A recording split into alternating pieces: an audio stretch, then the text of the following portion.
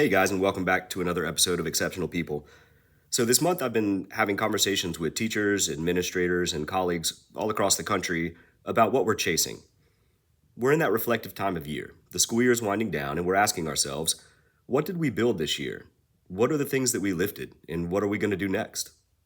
So, over the next few weeks, I want to dig into three big questions. First, what are we chasing? Second, how are we prioritizing that work? And third, how are we implementing the changes that truly matter? So, thanks for joining me. Let's start with this. What I've been chasing is simplicity. Take this glass of water. This drop, that is simplicity, or the idea of it. It starts relatively clear, focused, but watch what happens.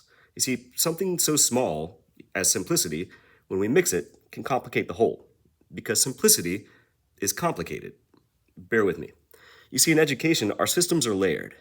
Every decision that we make ripples outward into classrooms, into PLCs, into families, into homes, into everything that we do.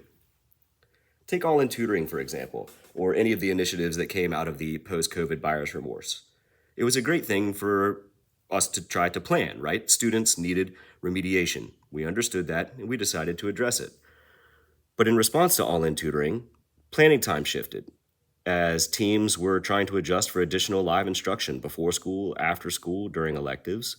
Families were asked to adjust their work schedules and personal schedules on a moment's notice. Confidence was shaken in our students because families and instructional leaders were left asking why the state-assigned passing score isn't good enough. District and school-based initiatives that had gathered momentum over the fall semester were suddenly halted, leaving many mixed messages about the value of their work. From one drop, everything shifted. Or take testing. In Virginia, an 8th grader will take 10 state tests in 1 year. That's one test every 18 school days. A 3rd grader takes 6, and those numbers don't include assessments such as VALS, VKRP, PSAT, and a gaggle of classroom summative assessments. That isn't support. That isn't clarity. And that isn't focused measurement. This is the water, already colored, layered with decisions that don't always help us see learning more clearly. I'm not saying that we should chase simplicity to cut corners. I'm chasing it as a standard. And we can start with one question. What can I clarify? What can I simplify or remove from my cognitive field right now? So where am I seeking simplicity? First, in teacher expectations. If it doesn't serve students, it doesn't belong on a walkthrough form. If it can't be explained in plain language, it probably is not worth asking somebody to do. Second, in leadership, I've learned to value leaders who are like this glass, steady, transparent, and calm, not loud, not showy, but clear.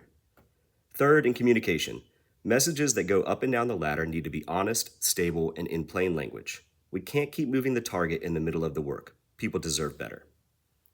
If we leave it alone, that one drop stays focused, contained. You can see it.